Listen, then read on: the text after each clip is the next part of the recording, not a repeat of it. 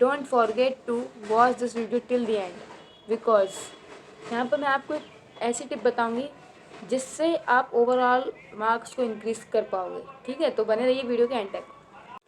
Hello everyone, how are you all? This is me Anshika Gupta. Welcome back to my channel commerce educator.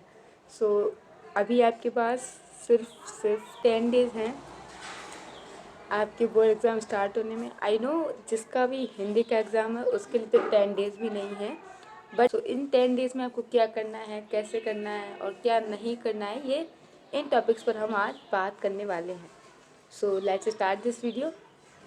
सो पहले देख लेते हैं आपको क्या क्या थिंग्स नहीं करनी है, थिंग्स टू अवॉइड। तो first thing is that don't let the stress get the better out of you.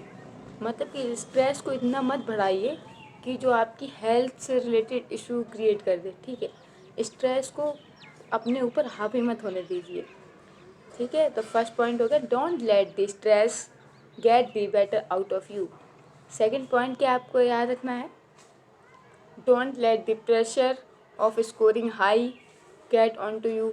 High score करने के जो प्रेशर है उसको भी अपने ऊपर हावी मत होने दीजिए। वन तो स्ट्रेस हो गया, सेकंड आपका हो गया हाई प्रेशर मत क्रिएट करिए रिजल्ट का, एंड थर्ड पॉइंट आपका हो जाएगा don't do anything idiotic if things are not going accordingly. ठीक है, अगर आपके अकॉर्डिंग कुछ भी सही नहीं हो रहा है बट तब आपको कोई भी इडियोटिक थिंग्स नहीं करनी है। इडियोटिक मतलब कोई पागलपन वाली थिंग्स नहीं करनी है, आपको नॉर्मल रहना है। देखो ये बोर्ड एग्ज़ाम है, कोई एग्ज़ाम आपके फ्यूचर को नहीं डिसाइड कर सकता है।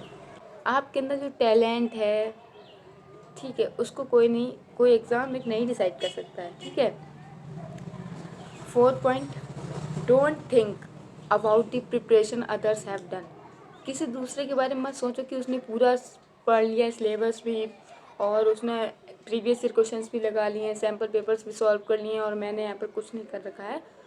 Don't think about the preparations of others.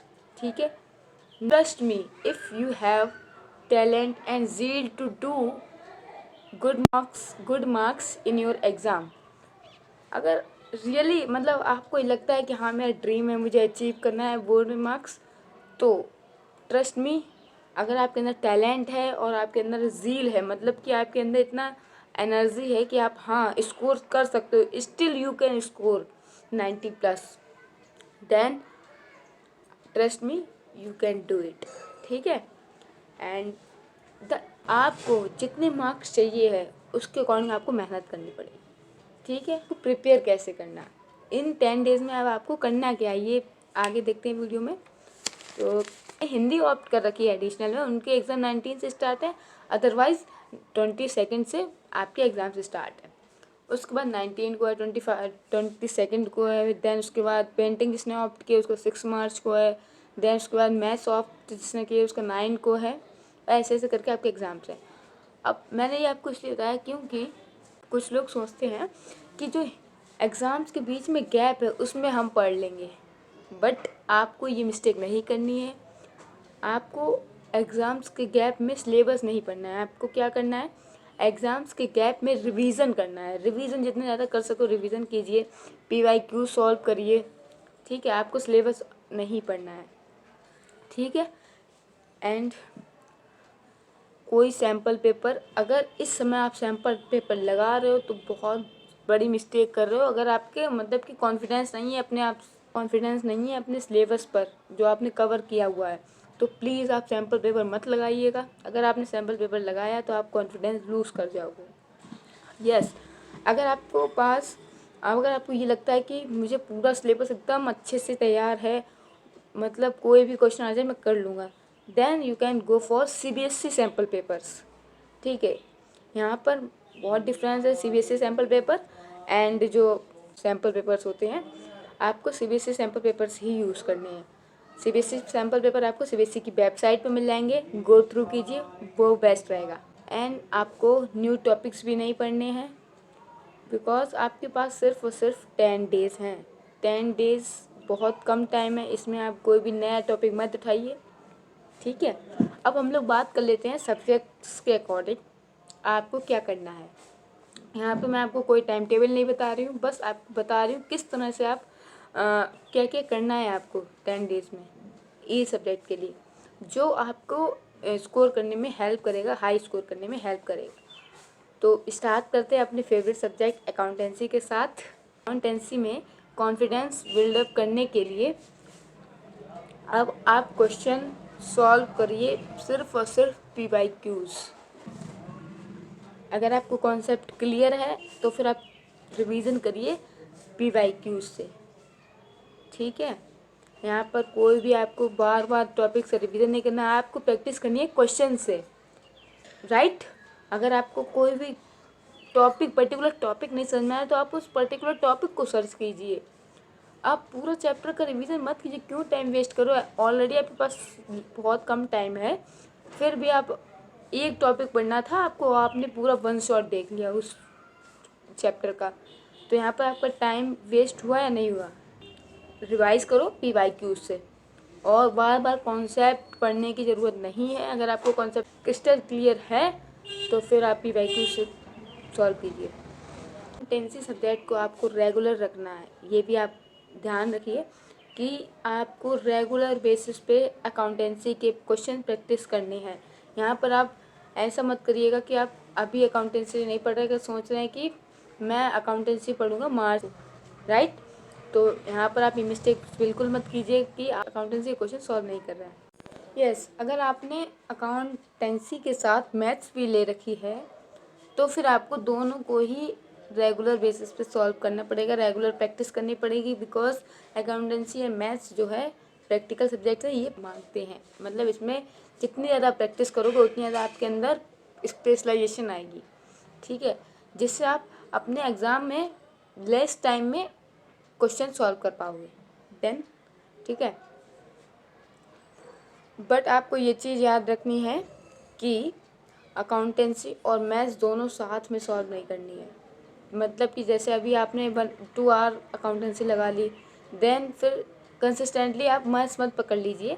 आप लोग शिफ्ट में रखिए, या तो मॉर्निंग में अकाउंटेंसी लगाइए, इवनिंग में मैथ्स लगाइए, या अकाउंटेंसी को इवनिंग में रखिए और मैथ्स को मॉर्निंग में रखिए, ठीक है। ये आपको ध्यान रखनी चीज़ें। देन हम लोग आ जाते हैं इंग्लिश सब्जेक्ट पर। इंग्लिश का सब्जेक्ट आपके बहुत ही पास में है, तो इंग्लिश सब्जेक्ट के लिए आपको क्या करना है कि आप सबसे पहले राइटिंग सेक्शन को कंफर्म कर लीजिए अपने 18 मार्क्स। राइटिंग सेक्शन को अच्छे से पढ़िए, उसके 18 मार्क्स कवर अप कर लीजिए। मैंने राइटिंग सेक्शन की सीरीज़ स्टार्ट की है, उसकी 2 वीडियोस ऑलरेडी अपलोडेड हैं एंड 2 वीडियोस रिक्वायर्ड हैं, वो मैं आप जल्दी से ही अपलोड कर दूँगी। With in 2 days I will upload both 2 videos, ठीक है। तो राइटिंग सेक्शन आप अपने अच्छे से कवर कर लीजिए। उसकी जो बॉडी है वो आप अपनी नोट्स बना लीजिए, जिस तरह से मैंने फॉर्मेट बताया है, जो बॉडी बताई है उस तरह से आप बना लीजिए। यह आपको रिवाइज करने में बहुत ज़्यादा हेल्प करने वाली है। देन मैं आपको बताना चाहूँगी, अगर आप लोग बहुत ज़्यादा फियर में हो, क्यों, इंग्लिश सब्जेक्ट से, क्योंकि आपने जब CBSE सैम्पल पेपर देखा है तो उसमें क्या पैरेलल क्वेश्चंस आए हुए हैं एंड आपको डायरी एंट्री आ चुकी है जित कला से रिलेटेड चैप्टर की, एंड और जो अनसीन पैसेज हैं उससे तो वैसे ही आप बहुत ज़्यादा डरे हुए हो हैं। तो आपको क्या करना है, इन सब, देखो अनसीन पैसेज का तो मैं बताऊंगी आपको, इंग्लिश स्ट्रेटजी के लिए अलग वीडियोस आएगी। बट क्या करना है कि इंग्लिश में आप अगर चैप्टर को डीपली पढ़ा रखा है आपने, तो फिर रियली बिलीव मी आप हर क्वेश्चन अटेम्प्ट कर पाओगे। आपको चैप्टर के डीप में पता होना चाहिए कि इस स्टोरी में ईच कैरेक्टर का क्या रोल है और किससे रिलेटेड है, मतलब कि उसका बेस पता होना, इस पर बेस्ड चैप्टर है ये, ठीक है। ये चीज़ को डीपली आपको एनालाइज करना है, डीपली आपको पढ़ना पड़ेगा चैप्टर्स को। उसके लिए आपको वन शॉट देखने हैं, देन आपको NCERT रीड करनी है। उसमें जो वर्ड मीनिंग है उसको लेके नहीं बैठना है कि आपको कोई वर्ड नहीं समझ में आ रहा, आप उसकी हिंदी मीनिंग निकाल लें, जो वर्ड है उसको इंग्लिश में ही समझ लीजिए, डन। तो ये आप इंग्लिश में फॉलो करेंगे। देन आपका पेपर आएगा पेंटिंग का। पेंटिंग के लिए आप बिल्कुल टेंशन मत लीजिए, जो मैंने वीडियो अपलोड की है पेंटिंग की, अगर आप वो भी देख लेते, उतने टॉपिक्स को अच्छे से पढ़ लेते, तो बिलीव मी पेंटिंग में आप करोगे, ठीक है, 25 अब आप स्कोर कर जाओगे। अगर आपने वो वीडियो देखी और उसमें जो मैंने इंपॉर्टेंट टॉपिक्स बताए वो पढ़ लिए तो ठीक है। Then we will come towards, हाँ मैंने अकाउंटेंसी और मैथ्स का बता दिया कि आपको रेगुलर रखनी है और यहाँ पर आपको प्रैक्टिस रेगुलर करते हुए चलना है, बिल्कुल लीव नहीं देना। लीव आप कब देंगे, जब आपका हिंदी का एग्ज़ाम है उससे 2 डेज़ 3 डेज़ बिफोर लीव कर दीजिए बिल्कुल। इंग्लिश का एग्ज़ाम है, हिंदी और इंग्लिश के बीच में बिल्कुल मत पढ़िए अकाउंटेंसी और मैथ्स को, बट अभी टाइम है, अभी आप पढ़िए अकाउंटेंसी और मैथ्स को, बट एग्ज़ाम से 3 डेज़ बिफोर बिल्कुल लीव कर दीजिए। हम बात कर लेते हैं इको और बिजनेस की। बिजनेस और इको के लिए भी सेम मैं बोलना चाहूँगी कि आपको कॉन्सेप्ट नहीं आता तो आप क्वेश्चन नहीं कर पाओगे। Concept is the power, really अगर आपको कॉन्सेप्ट नहीं आता है तो आप नहीं कर पाओगे क्वेश्चन अटैम्प्ट। एंड हाँ, कॉन्सेप्ट आता है फिर भी आपको कॉन्फिडेंस नहीं आता है कि मैंने पढ़ रखा, फिर भी मुझे ऐसा लग रहा है कि मुझे नहीं आता है। कॉन्फिडेंस बिल्डअप करने के लिए आपको क्या करना है कि टीच टू अदर्स, मतलब कि ट्राई करो कि दूसरों को पढ़ा। अगर आपने कोई भी टॉपिक को किसी सेकंड पर्सन को पढ़ा दिया, आप इमेजिन कर सकते हो कोई भी आपके सामने, आप उसको टीच कर रहे हो, अगर आपने उसको पढ़ा लिया तो समझ लीजिए आपका कॉन्सेप्ट क्लियर है। किसी भी थियरी सब्जेक्ट में जब तक आप अपने आप से नहीं पढ़ोगे, सेल्फ रिवाइज नहीं करोगे, जब तक आप उसमें इसको नहीं कर पाओगे। अच्छा, इको हो गया, बिजनेस हो गया, या फिर आपका इंग्लिश मान लो, या फिर जो भी अदर सब्जेक्ट हैं थियरी वाले, उसमें आप जब तक कॉन्सेप्ट नहीं पकड़ोगे तब तक आपका काम नहीं बनेगा।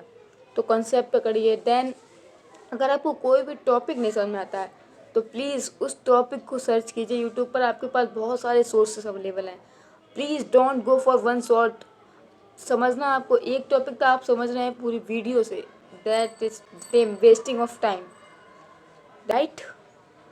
तो सपोज करिए आपको समझना था डायरेक्टिंग में जो कम्युनिकेशन है उसको समझना था, बट आपने क्या किया, पूरा डायरेक्टिंग का वन शॉट लेके बैठ गए।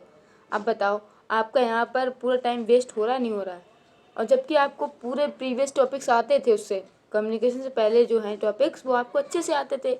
समझना कम्युनिकेशन टॉपिक था, आप बैठ गए डायरेक्टिंग का वन शॉट लेके, तो टाइम वेस्ट तो होगा ही। टाइम को प्रॉपर यूटिलाइज करना है। बिजनेस स्टडीज़ में आपने पढ़ा होगा प्रॉपर यूटिलाइजेशन ऑफ रिसोर्सेज, तो आपके पास जो बेस्ट रिसोर्स है टाइम, उसको अच्छे से मैनेज करो। बात कर लेते हैं 3 टिप्स की जो कि मैंने आपको बताया था। फर्स्ट टिप है कि don't under estimate the power of easy subject. Easy subject को बिल्कुल हल्के में मत लीजिए। जो भी हिंदी और इंग्लिश के सब्जेक्ट हैं ये आप थोड़ा हल्के में ले लेते हैं, जिनको हम लोग अगर इन पे थोड़ा मेहनत करें, इस पे थोड़ा फोकस करें तो आप ओवरऑल इंक्रीज कर पाएंगे अपने मार्क्स, राइट। फर्स्ट टिप हो गया। Second tip, start revising in reversing order. That means आपको जो भी सब्जेक्ट रिवाइज करना है, आपको प्रीवियस मतलब लास्ट चैप्टर से स्टार्ट करो रिवाइज करना। क्यों?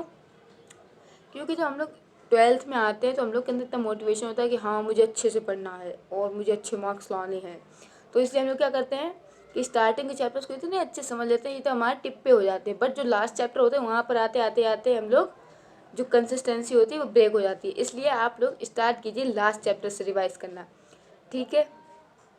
देन अगर आपको रिवीजन मतलब क्वेश्चन प्रैक्टिस करना है तो इसके लिए आप एनसीईआरटी की बुक्स के जो बैक में एक्सरसाइज दी रखी होती है आपको वो सॉल्व कीजिए। एनसीईआरटी के क्वेश्चंस जो गिवन होते हैं वो सॉल्व कीजिए। अगर आपके पास नहीं है एनसीईआरटी देन आप पीवाईक्यू सॉल्व कीजिए गूगल पर सर्च करके, और अदरवाइज एनसीईआरटी अगर आप पीवाईक्यूज भी सॉल्व कर चुके हैं तो प्लीज़ एनसीईआरटी के क्वेश्चन को लीव मत करिएगा।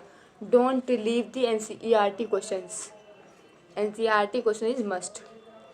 So it's all about last 10 days. I hope you are doing well.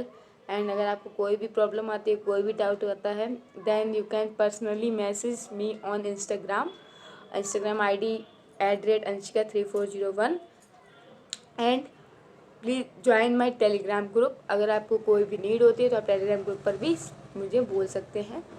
Thank you everyone.